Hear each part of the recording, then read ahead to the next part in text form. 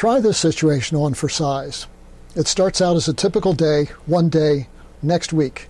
You roll out of bed, you shower, you make a light breakfast. Maybe you read the paper before heading out to work. You check yourself in the mirror. You look sharp. And then you head out to the curb to rev up the old truck and drive to work. Well, surprise, that old reliable Toyota is gone, and in its place, a new improved Toyota 10. The manufacturer has crept into your truck overnight and upgraded it. Whoa, it's cool. It has a bigger, more reliable engine. You can talk to it, and it talks back. Better navigation, more safety features. Instead of that boring old gauge cluster on the dashboard, now you have a big screen with lots of animated icons. Everything's at your fingertips. There are even buttons you can push to go to places that you've never been, but you know you want to. And there's weather on your dashboard, Facebook, sports, personalized radio stations, an app store, and it's all free. Sounds great. You open the driver's door. Oh, wait a second, now you need a PIN code to open the door. But okay, you hop in and you punch the new improved start button and nothing. The car won't start. Instead of seeing all those fancy icons arrayed across your dashboard, you see an error message, or maybe you see a blue screen of death. As Dr. McCoy would say, "It's dead, Jim." So you Google for the answer on another computer. You do have another computer, right? And what the manufacturer says is, if you're not happy with your new improved Toyota 10, go to the control panel and hit the button that says, "I want my boring old truck back." Well, what control panel? There's nothing here but a blue screen. What? You don't have a backup of your old truck? Well, that's it. You're not going to work today. In fact, you're not going anywhere until you get this truck towed to the shop and repaired, possibly at considerable expense. Are you happy now? Did Toyota, or perhaps I should say Microsoft, make your day? Well, obviously I'm talking about the Windows 10 upgrade. It's not working for a lot of people. In the past few weeks, these Landmark clients have found that their computers won't boot after a failed Windows 10 upgrade. And understand that these are just my clients, a very small percentage of the whole population of Windows users in the Washington, D.C. area.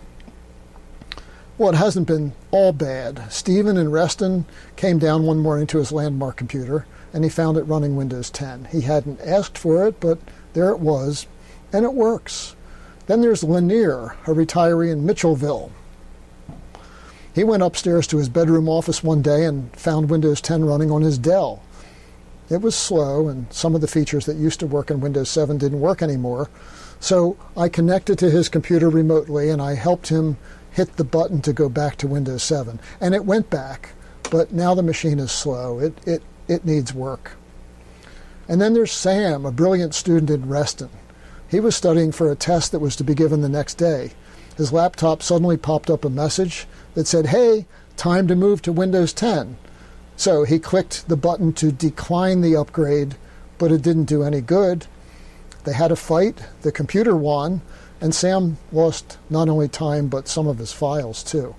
Pretty annoying.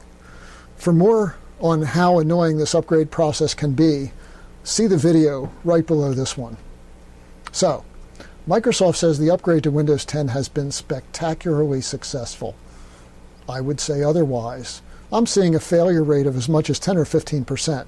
That's a lot. It's not the operating system itself that's defective, it's the process of upgrading from Windows 7 or 8 to Windows 10 that's problematic. Now, I'm not going to tell you that you shouldn't move to Windows 10. It's a pretty good operating system, and like it or not, it's going to be the new standard. What I will suggest is that you take control of your Windows and decide whether or not you're going to make the move, and if you are, when you're going to do it, and how you're going to do it. There's a right way, and there are many wrong ways. Mostly on this web page in which I'm embedded, I'm going to talk about numbers 1 and 2. I'll cover the specifics of number 3, but that's another video for the most part. Meanwhile, I want you to feel free to explore this page in any order that feels right for you. Down below, there are other videos, discussions about whether you should move to Windows 10, suggestions for blocking Windows 10 and for backing up defensively, a look at Windows 10's stability and the importance of backup, additional materials, a survey, a place for feedback. This page is for you, the clients of Landmark Computer Labs. Okay, so you probably want a quick bottom line answer to the question of whether or not you should upgrade to Windows 10. Well, I'm pretty neutral on the benefits of Windows 10. Among other things, I have some concerns about privacy with this operating system. This is, according to Microsoft, the most secure operating system yet for personal computers, and yet I can crack through password protection in about 10 minutes, and so can you. I do think Windows 10 is inevitable. It'll be shoved down our collective throats because Microsoft wants to own us.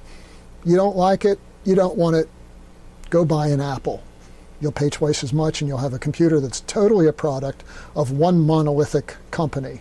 Or you could install a Linux-based operating system like Ubuntu on your PC.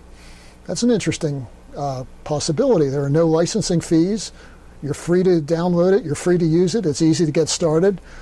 But understand that there isn't a large company like Microsoft behind an operating system like Linux. Any support that you would get would have to come from online forums or perhaps from us. My associate Hunter can help you with that. He lives and breathes Linux. But I think you'll find that you're the only person on your block besides Hunter and possibly in your community who's running Linux. Or you could give up on PCs altogether and just go with a tablet. But did you ever try to do any serious work on a tablet? Okay, so let's assume you're going to stick with Windows. If you're not sure what to do about the Windows 10 upgrade, don't upgrade now. Just wait. There's a patch for Windows 10 that's coming in July. It was scheduled for spring. It hasn't arrived yet. That patch, we hope, will fix the problems we're seeing with the upgrade process. So if you're not in a big rush for new and fancy and shiny, just wait. Keep that Toyota truck safe in your driveway and keep it locked.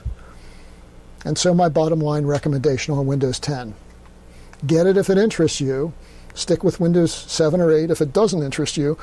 But if you're going to upgrade your existing computer, just wait for now. And that's my video opinion. Now that you're here, look around below. Hopefully you'll find something that may help you keep your computer running smoothly and your files safe from harm. And as always, if you have questions or issues or just want some straight talk on this or any topic relating to your personal computer, call me or email me. I'll do my best to help you get maximum performance with minimum hassle from your personal computer.